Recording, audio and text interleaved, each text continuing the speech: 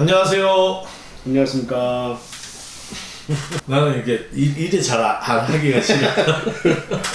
배가 접혀서. 아니, 소갈머리가 뭐야? 아, 그렇구나. 네. 우리 동네 선수학당 귀로 듣는 1.1획 송민원 교수님과 함께하고 있습니다. 예, 지난번에는 무거움, 네, 가벼움. 아니다. 네. 그렇게 얘기해.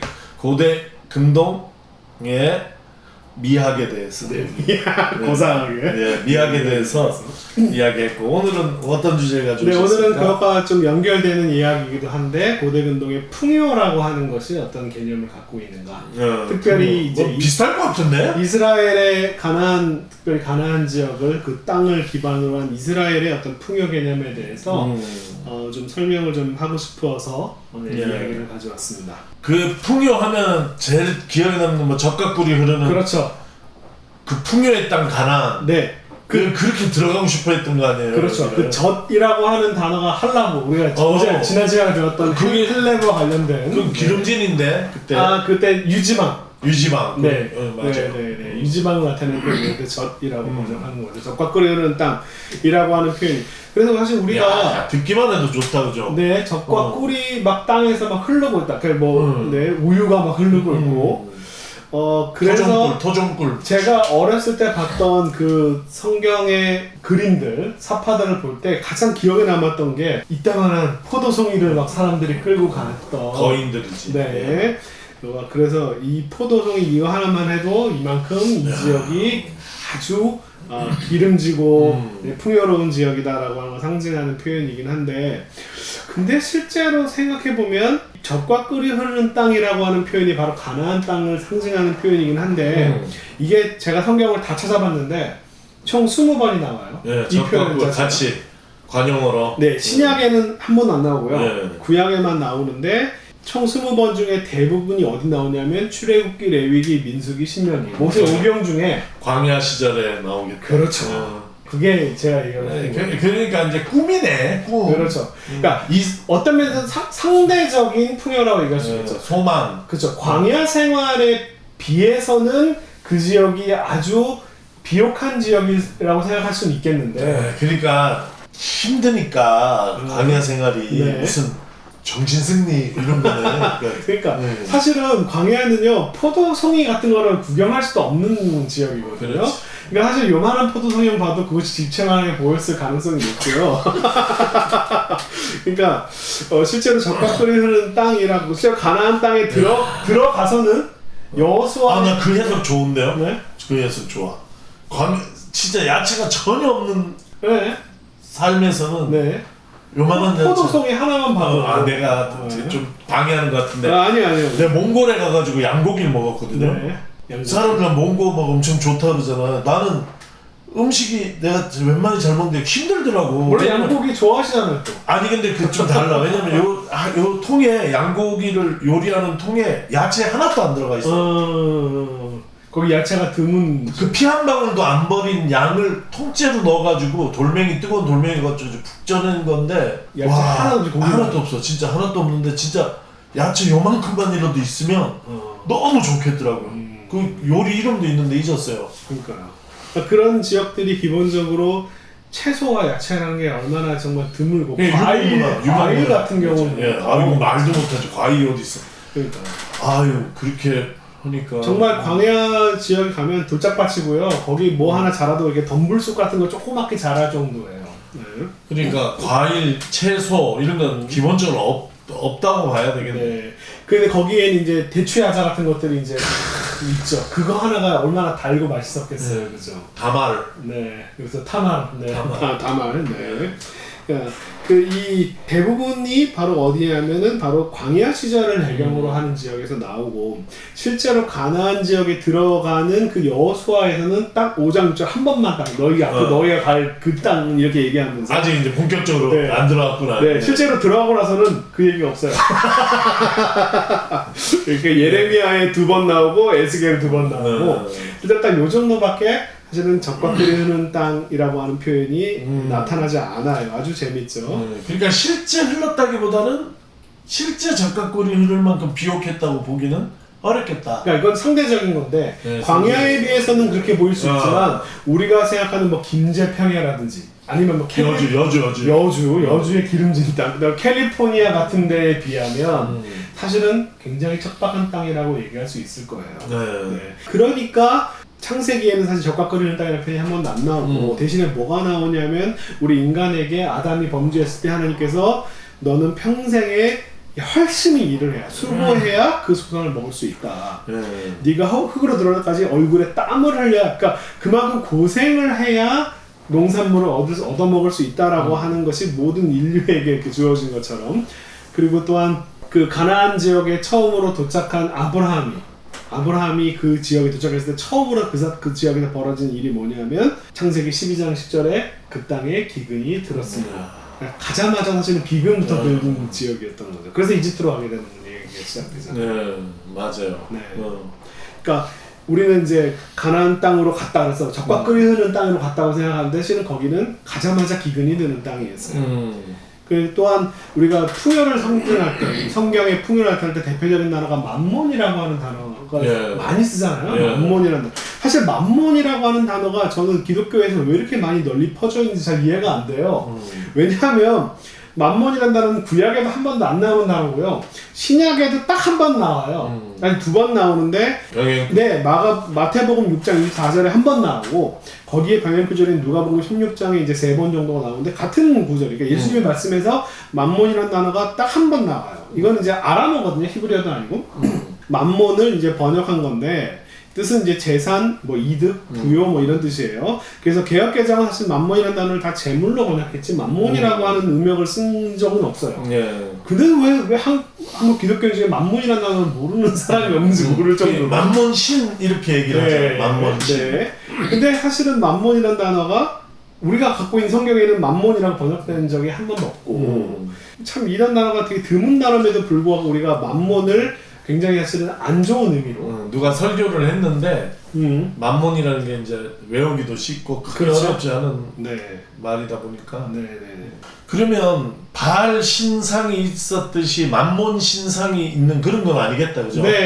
상징적인 의미지. 그게 만몬을 그러니까 돈을 섬기는 이 마음을 만몬을 섬긴다고. 사실은 이제 만몬과 바알을 이제 바알의 풍요의 신이라고 얘기하면서 풍요의 신은 뭔가 나쁜 신이고 재물을 섬기고 뭐 이런 안 좋은 의미로서 이야기를 하고 있는데, 그런데 실제로 바알의 풍요도 사실은 이 구약에서 나타나는 풍요하고 사실은 크게 차이가 없어요.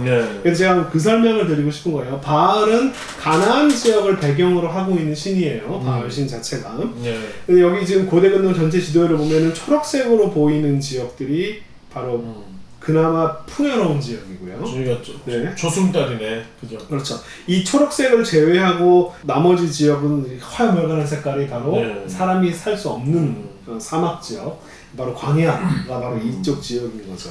그래서 이렇게 보면 지도의 왼쪽 이집트 땅에 나일강 따라서 저 밑에 나일강 삼각주네, 그죠? 그렇죠. 그러니까 저기 고센 땅이 나일강 삼각주. 고센 땅이고 저기 팔레스타인은 그래도 푸른색이 제법 들어가 있네, 내가 생각한 것보다. 제가 뭐 생각한 것보다 푸른색이 많이 들어가 있는 편이긴 해요. 하지만 그 푸른색이 사실 어디 쪽에 가깝냐면은 바로 지중해 해안 쪽에 좀 가까운데 요쪽은 이스라엘 땅이 아니었어요. 그 팔레스타인, 블레셋 사람들의 땅이었죠. 그렇구나. 왜냐면 이스라엘 산악 지역에 있었으니까. 그렇죠. 그래서 이집트 같은 경우는 나일강이라고 하는 정말 아주 훌륭한 강이 있었어요. 이게 사실 나일강이 총 4,000km 정도 되는데 4,000km 정도 되는 중에 이집트에 해당되는 건 3km 정도 돼요. 그러니까 3,000km를 흘러온 물이에요. 그러니까 그렇죠. 얼마나 많은 양분과 이 퇴적층을 다 갖고 온 얘가 이집트에서 물이 넘치는 거예요. 주기적으로 물이 넘쳐서 땅을 쫙 덮이는 거예요. 그러니까 여기는 비료를 줄 필요가 없어요. 그냥 그 자체로 아주 그냥 뭐 천연 비료가 그냥 쫙 깔리는 거지. 그러니까 이집트는 바로 이 커다란 강이 정말 3,000km를 떠내려오면서 온갖 좋은 양분들을 다 갖다 놓고 그 이집트에다가 뿌려준 정말 축복받은 땅이에요. 이집트도 근데 고연한 나일강 주변만 비옥하네. 그렇죠. 근데 이 강 자체가 너무나 되게 넓은 데다가 또 길기도 하고 그다음에 범람하는 그 범위가 상당히 넓어요. 여기 자체는 정말 그냥 그대로 농사가 되는 그런 지역이고 그러니까 이집트 자체가 그 나일강을 따라서밖에 발전을 할 수밖에 없는 거죠. 굉장히 비옥한 지역이고요. 반면에 이제 유프라테스 강, 티그리스 강이 있는 메소포타미아 지역, 이 강도 길이가 유프라테스 강은 2,600km가 넘고 티그리스 강 1,900km 정도 되는 이 두 강이 쭉 항상 상시적으로 흘러가면서 아주 풍부한 유량으로 항상 이 사람들이 이 물을 근거로 살아갈 수가 있는 거죠. 네, 이렇게 굉장히 항상 마실 물이 있다라고 하는 농업 용으로 쓸 수 있고 이런 것이 있다는 것이 정말 소중한 거죠. 근데 반면에 가나안 지역은 이 정도의 거대한 전체 지역을 다 통과할 수 있을 정도로 거대한 그런 물이 흐르지가 않아요. 여기 지금 보시면은 이제 그 갈릴리 호수지만 바다라고도 많이 부르는 갈릴리 호수가 있고 그 밑에도 쭉 요단강이 이렇게 흐르고 있고 밑에는 사해가 있죠. 이게 재밌는 게 바로 이 사해가 시작하는 그 지점을 기준으로 해서요. 그 위쪽이 북이스라엘이고 사해부터가 요 위쪽이 남유다거든요.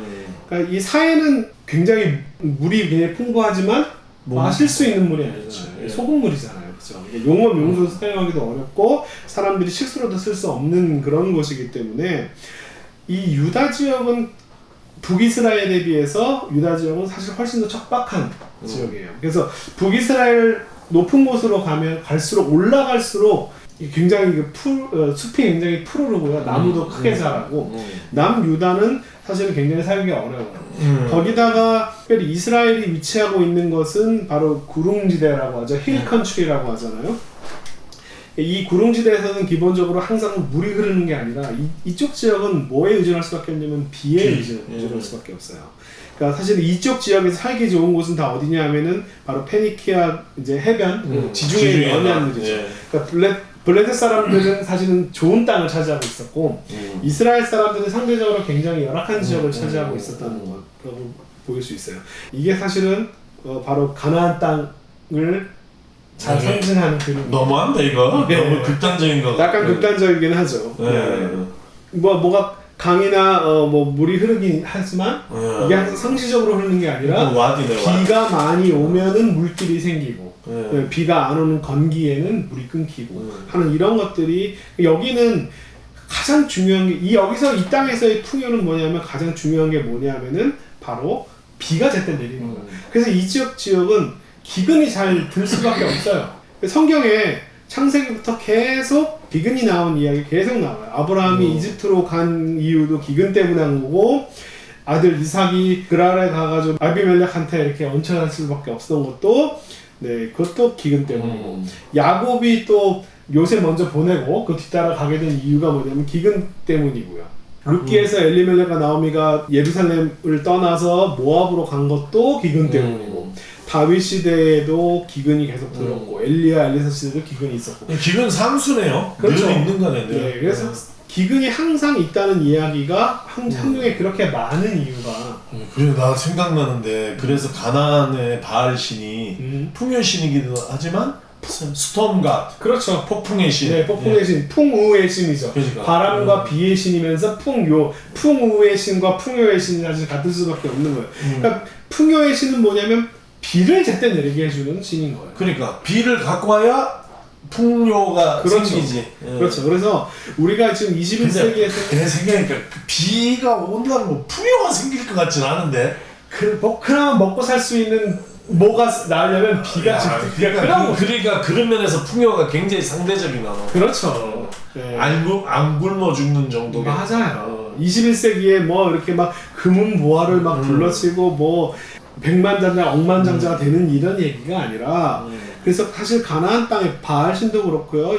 이 여호와 하나님도 그렇고 이때 풍요는 뭘 나타내냐면 이른 비와 늦은 비가 제때 적절하게 내리는 것이 이 사람들이 이 땅을 살아갈 때 있어서 아주 기본적인 필수적인 요소라는 거예요. 이게 풍요예요, 사실.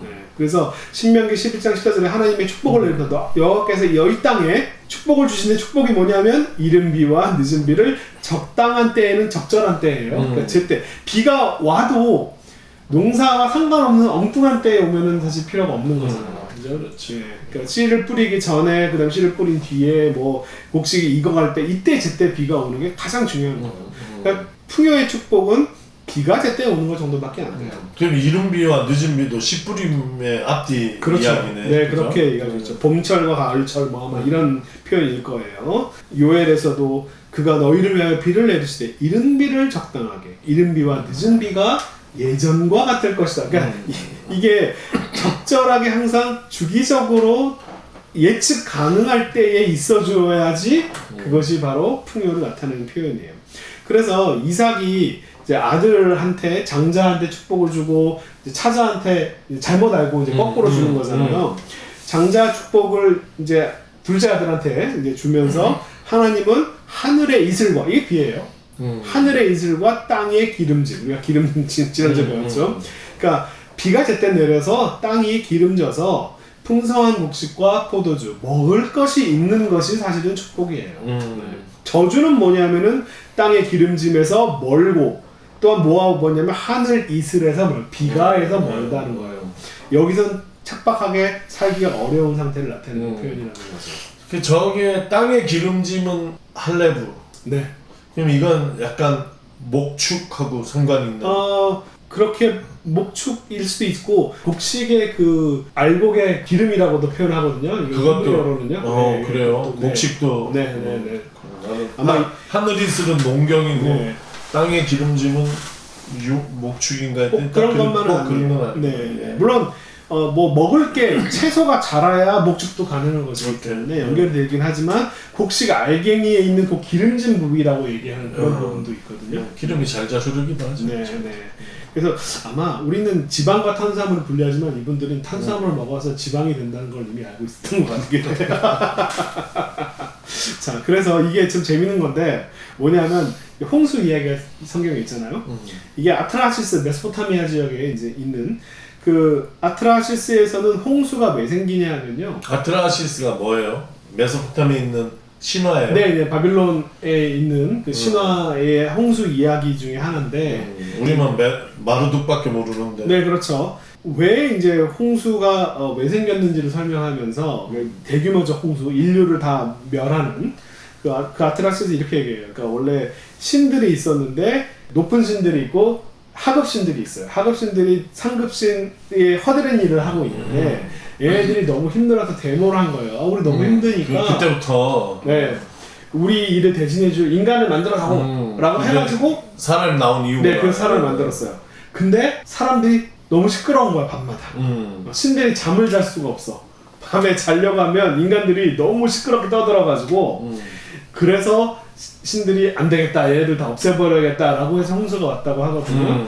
이거를 사실은 약간 문화 유물론적으로 생각을 하면 사람이 시끄러워서 사람 없앤다라고 하는 표현은 인구가 너무 많아서 인구의 어떤 조절, 억제 이런 것들을 생각한 게 아닐까라는 생각이 들어요. 이게 메소포타미아처럼 이제 정착생활, 도시 문화가 발달할수록 한 도시가 담당할 수 있는 사람의 숫자가 한계가 있는데 도시 생활은 사람 인구가 늘어날 수밖에 없잖아요.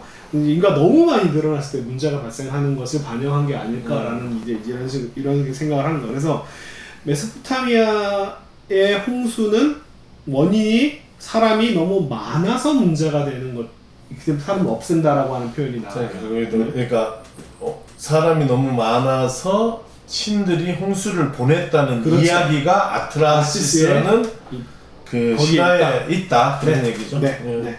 표현은 사실 사람이 너무 많다는 표현보다 사람이 너무 시끄러워서라고 하는 말이 나오는데 그 표현은 아마 너무 많아서의 문제가 아닐까라고 해석할 수 있다는 거죠.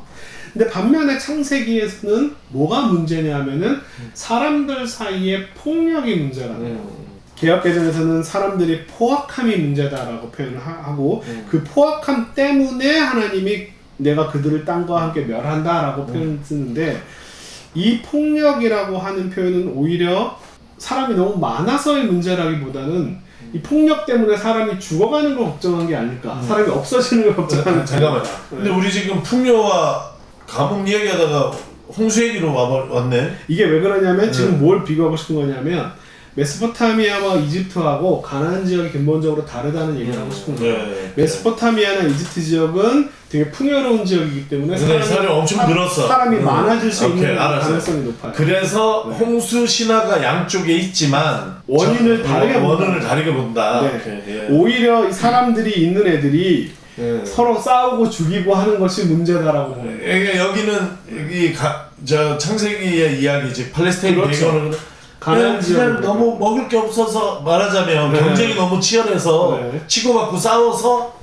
홍수가 일어났다. 뭐 그럴 이렇게 수도 있죠. 네. 그렇게 설명을 한다는 거네. 그러니까 그래서 이게 그 지역에 나타나는 어떤 하나의 상징 중에 하나, 이집트의 어떤 풍요의 여신을 보시면 이렇게 적당한 풍요, 예. 메소포타미아 지역도 풍만한 유채를 자랑하고 있죠. 우리가 지난 시간에 봤던 것만큼은 아니지만, 그죠? 그런데 가나안 지역에서 발견되는 이 풍요의 여신은 요 정도예요. 잘못 가져온 것 같은데 이거? 우리가 봤을 때 요 정도는 일단 여신이 아닌 것 같아. 그렇죠? 예. 근데 이 여신이래요. 네. 네. 말랐어요. 우리가 봤을 때 말랐어요. 그죠? 근데 이게 가나안 지역에서는 이게 풍만한 여성상이었다고 그렇게 봐야 한다는 거예요. 그래요. 이 정도만 돼도 풍요. 송 교수님 얘기하니까 믿어야 되겠지. 네. 좀. 자, 이게 바로 바알 신입니다. 바알 신상이에요. 야, 우리가 아는 바알 신상은 소 모습인데 그렇죠. 얘는 허리가 잘록하잖아요, 그죠? 예. 근데 저 정도가 그 당시 사람들이 생각하는 아주 건장한 최고의 남성이었을 것이다라고 추정할 수 있겠죠. 야, 그러니까 완전히 다른 종자네. 그렇죠. 그러니까 일반 사람들은 저보다 훨씬 더 삐쩍 말았을 거라는 거예요. 바로 이게 바로 엘신, 이렇게 네. 인자하고 앉아가지고 이렇게 축복을 하는 건데, 근데 요 정도로 말랐어요. 왜소해 보여요. 우리가 지금 봤을 때 신상이 거대해 보이지 않고 사실 왜소하지만 아무래도 추정하건데 이 당시 사람들은 저 정도 체격이 굉장히 건장한 체격이다라고 볼 수 있다는 거예요. 가나안 사람들에게 있었어. 그렇죠. 가나안 사람들에게 있어. 이 가나안 지역이 바로 메소포타미아나 이집트에 비해서 훨씬 더 척박하기 때문에 이 지역 사람들은 굉장히 사실은 먹을 게 없고 굉장히 다들 말라 있고 라고 하는 표현이에요. 그렇기 때문에 성경에서 우리 여성들이 주인공인 이야기들의 거의 대부분이 뭐냐면 아들을 못 낳는 이야기, 자식을 못 낳는 이야기들이 참 많이 있잖아요. 그죠? 자식 못 낳는 이야기가 그렇게 많이 나오는 것들도 기본적으로 그 땅이 풍요롭지 못하기 때문이다 라고 생각이 들어요. 그렇기 때문에 성경에서 창세기 1장에서도 그렇고 노아 홍수 이후로도 그렇고 생육하고 번성하고 땅을 가득 채워라 라고 하는 명령이 나타나는데, 이런 명령이 가나안 지역이기 때문에 가능한 이야기다 라고 저는 생각을 한다는 거예요. 가나안 지역이 그만큼 부족한 지역이고 먹고 살기가 어렵기 때문에 이 땅에서 풍성하게 되는 것이 큰 축복이 되는 거죠. 이것을 지금 인구 80억에 우리 21세기에 적용하기에는 사실은 좀 어려울 수 있다라고 하는 이야기를 하고 싶었습니다. 그러니까 이 가나안 땅의 풍요라고 하는 개념도 그 시대 상황에, 특별히 가나안 지역의 상황 속에서 이 성경의 이런 표현들을 이해하는 게 좋겠다라고 하는 그런 제안을 드립니다. 그러니까 오늘 얘기의 핵심은 가나안을 묘사하는 게 적과 꿀이 흐르는 땅, 그리고 풍요로운 땅.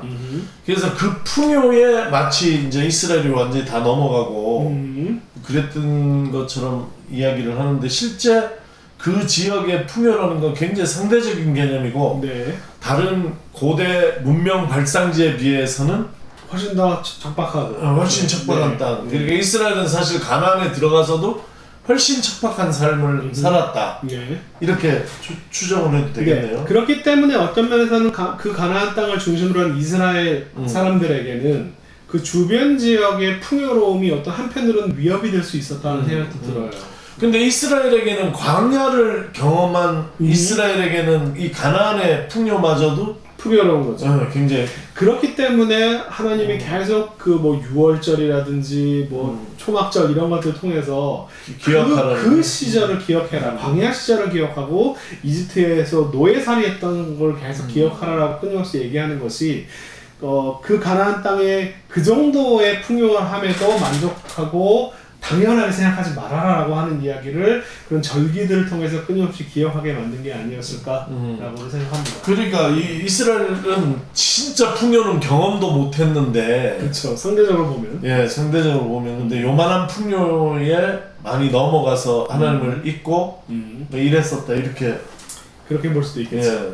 그리고 또 바로 주변 지역에 있는 그 뭐 사람들의 풍요가 부러웠을 수도 있고 그런 것들을 또 흡수하고 싶어 했을 수도 있었고. 예. 이 풍요에 대한 이 얘기를 마무리하면서 송 교수님이 한번 신학적인 한번 적용 같은 것을 한번 해보면 어떨까요? 일단은 저는 풍요라고 하는 것에 대해서 경계심을 갖고 조심하는 것은 저는 되게 긍정적인 신학적 입장이라고 생각하는데 그것이 이 가나안 땅, 이스라엘은 어떤 이스라엘에 비해서 이 가나안의 그 바알의 어떤 만몬, 풍요 이런 것들은 굉장히 타락한 것이고 이런 식으로 이분법으로 생각하는 것은 저는 문제가 되게 있는 관점이다라고 생각을 하는 거예요. 그 바알의 풍요도 사실은 이스라엘의 풍요하고 사실 크게 차이가 안 날 정도로 거기도 사실은 그렇게까지 좋은 지역은 아닌데 이제 그런 것을 우리가 너무 과장해서 21세기의 지금의 어떤 상황과 바로 연결해가지고 이해를 하는 것은 첫 번째로 굉장히 우리가 경계해야 된다. 성경에 있는 표현들은 그 시대 사람의 관점으로 먼저 우선 이해를 해야 되고 그것을 우리한테 어떻게 적용할 것인가 라고 하는 것에 대해서는 사실 그 다음에 문제로 고민해야 될 부분인데 왜 이스라엘 사람들이 팔레스타인을 비롯한 주변 지역의 풍요를 왜 경계할 수밖에 없었는가 그리고 또 하나님께서 그런 절기들을 통해서 왜 끊임없이 광야에서 살았던 시절을 이 가나안 땅의 정착에 만족하지 말고 이외 광야 생활을 계속 끊임없이 기억하게 할 수밖에 없었는가라고 하는 것에 대해서도 그 시대의 일단 관점에서 좀 생각을 해봐야겠다라고 생각을 드리고 싶었습니다. 네. 기본적인 얘기인데 잘 모르고 있었을 수 있어요. 그래서 듣기만 해도 좀 시각이 바로 잡히고 그 성경의 무대, 구약의 무대가 되는 팔레스타인 땅, 가나안 땅 좀 이해할 수 있는 이야기라고 생각이 됩니다. 네. 오늘 들으면서 참 이스라엘 불쌍하다 이런 생각 나는 좀 들었어요. 그러니까 사실 우리가 누리고 있는 풍요는요 정말 이 시대 사람들이 생각하는 풍요랑은 정말 비교도 안 되는. 그러니까 우리도 불쌍해 사실. 우리가 누리고 있죠. 그런 우리 기독교인들 또 목사들 중에 고만한 진짜 가나안 같은 풍요도 아닌데 그때 때문에 되게 양심의 가책을 느끼기도 하고 이렇게 살아서 되나 뭐 이러고 있잖아요. 그리고 굉장히 또 그런 데 대해서 비난하기도 하고 실제 세상 저기 이집트와 메소포타미아의 풍요는 그와 비교할 수 없는 그런 것인데 그리고 그 당시에 이집트와 메소포타미아의 풍요와 우리가 지금 21세기의 대한민국과 뭐 미국 같은 나라가 누리는 풍요하고도 사실 비교도 안 될 것 같아요. 자, 그만합시다. 예, 네. 오늘은 가나안의 풍요에 대해서 살펴봤습니다. 네. 잘 들어주셔서 고맙습니다. 여기서 마치겠습니다. 감사합니다. 감사합니다.